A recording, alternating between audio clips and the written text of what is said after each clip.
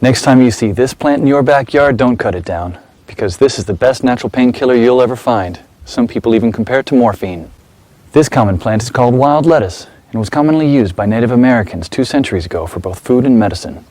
So today I'm going to show you how to make a simple wild lettuce extract to keep in your medicine cabinet and use whenever you need it. Now if you take a leaf or stem and squeeze it, you'll see a white substance coming out. This is where the potency of the plant lies. Because of this white juice, the early European settlers also called it opium lettuce. This milky substance doesn't contain any opiates, but it's working on the central nervous system directly to lessen the feeling of pain.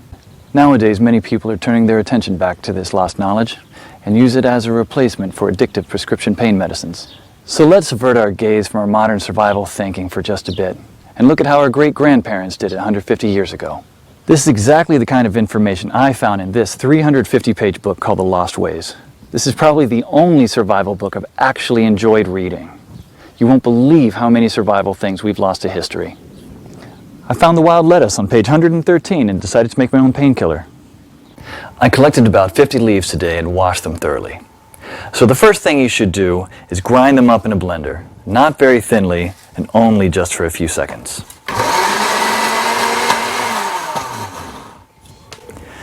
Place the ground leaves into a wide pot and add just enough water to cover them.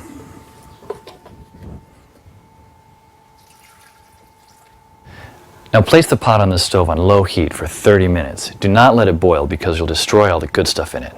Stir every 15 minutes until the water reaches a dark brown color, just like this. Now pour the substance while still hot into another pot through a strainer. Almost none or very little plant material should get through it. Try to squeeze as much water as you can while the plant is in the strainer. This solution contains all the core elements of wild lettuce, especially the pain-killing essence. But it's not concentrated enough yet.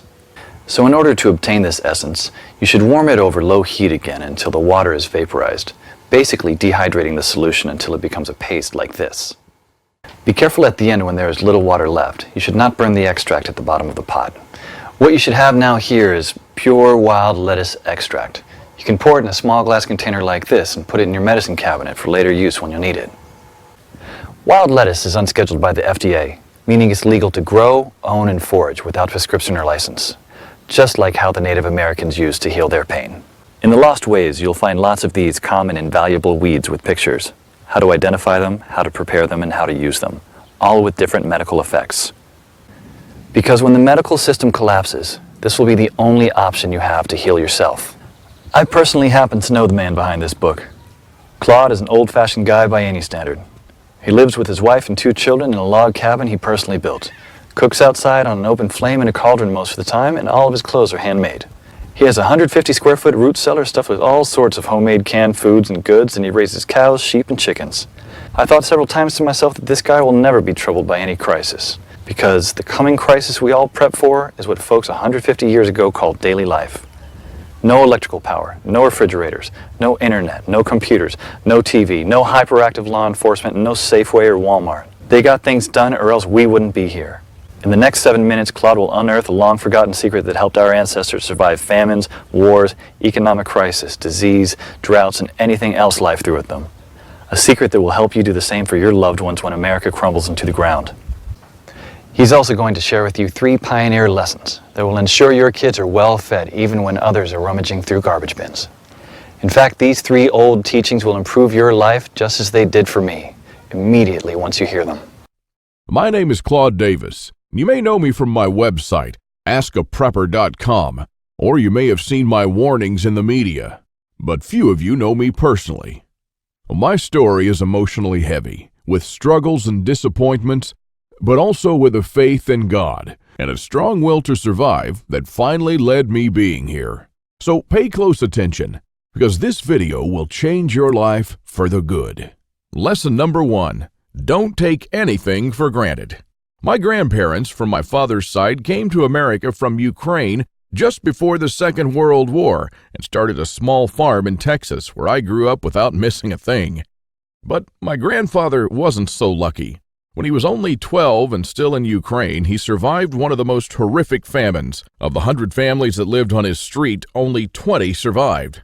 So what you're about to hear is a real recollection, as it was written in a personal journal just after the crisis by one of his neighbors. Where did all the bread disappear? I do not really know. Maybe they've taken it all abroad.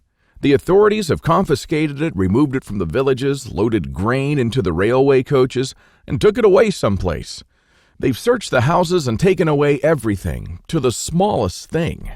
All the vegetable gardens, all the cellars were raked out, and everything was taken away.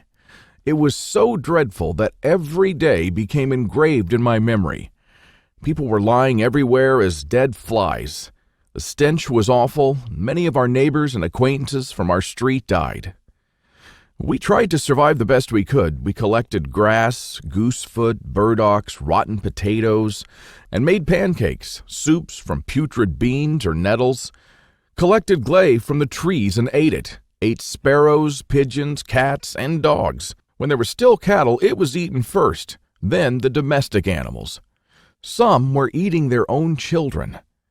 I would never be able to eat my child. One of our neighbors came home when her husband, suffering from severe starvation, ate their own baby daughter. This woman went crazy. Another neighbor wrote a petition to the authorities, and here's just a paragraph from that. Said, "Please return the grain that you've confiscated from me. If you don't return it, I'll die. I'm 78 years old and I'm incapable of searching for food for myself." And of course, nobody cared. In a crisis, it's everyone for himself. Although in many cases, families did still remain families. But just after the winter, when there's absolutely nothing to eat, my grandfather, together with his mother, went to the nearest town where the government had established a soup kitchen. Unfortunately, the 25-mile journey was too much for his mother. After just 5 miles, she couldn't walk anymore. My grandfather noted in his journal, "Mother said, save yourself, run to town." I turned back twice.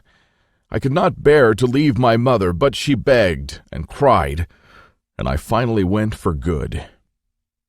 Now, I don't know about you guys. I'm a father myself, and when I read these things, I burst into tears. Now, please allow me to take a wild guess here, without getting mad at me. Your life's not perfect. But at least you have a computer or a mobile device to watch this video on.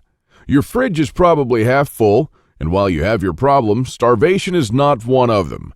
And even though your job or retirement could be more enjoyable, you probably have enough money to at least get by. And that's great.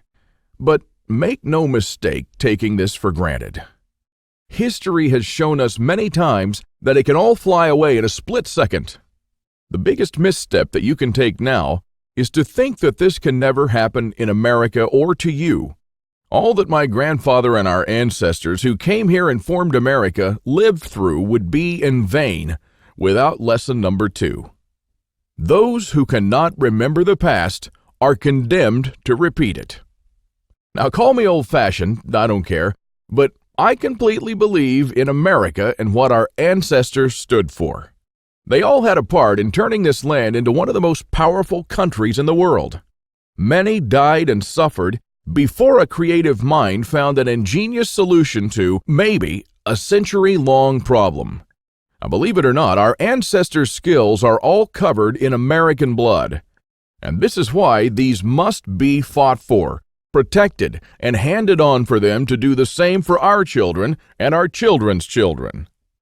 But now, my friends, we're sitting on the edge of oblivion. Our fathers and grandfathers were probably the last generation to practice basic things like building a root cellar or making pemmican. Our ancestors laid the bricks and built the world's strongest foundation that we're about to irreversibly forget. And we're going to pay the ultimate price for this, because if you have a big, strong house with a weak foundation, it doesn't matter if it looks nice on the outside. The next flood will sweep it away. And that is exactly what will happen to most Americans in the coming crisis. So here we are, human beings in the 21st century, several lifetimes and a world away from our grandparents and their ways. Have we become better at living? I think not. I watch as we have become ever more expectant that the world owes us a living. Consumerism has reached epic proportions, and people feel aggrieved if they don't own the latest gadget.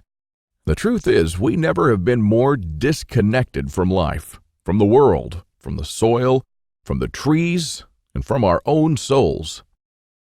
We're straying away from our roots on a dangerous road from which there will be no turning back. And the good and the bad news is that we're the last generation that can truly do something about it.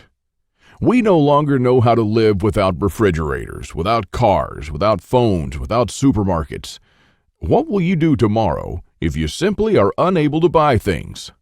I sometimes think that we're kidding ourselves with our bug-out bags and with our 3-day food rations. Wouldn't we be better off looking at what the pioneers took with them when they traveled from Independence, Missouri all the way to Oregon City? Game meat was unreliable even then, so don't think that they made this 5-month journey counting only on that. If your life depended on this, what bug-out bag would you take with you? I know I'd stick with whatever the pioneer had with him. He had to travel weeks on end without much help while taking cover from some native tribes at the same time. And this is just a small, tiny example. I don't want to see our forefathers' knowledge disappear into the darkness of time. And if you care about your family and what America stands for, then neither should you. This is the third and most important lesson of all. It's always up to you. Now, I believe in God and in the power of free will, and I believe that you are the only one in charge of your destiny, and that you're constantly making decisions that shape the rest of your life. Now, it's true we all had different starts depending on our families and upbringing, but for most of us here in the United States, we at least had decent beginnings. We had water and food, we could go shopping from time to time, and we had a decent medical system compared to other countries. We should be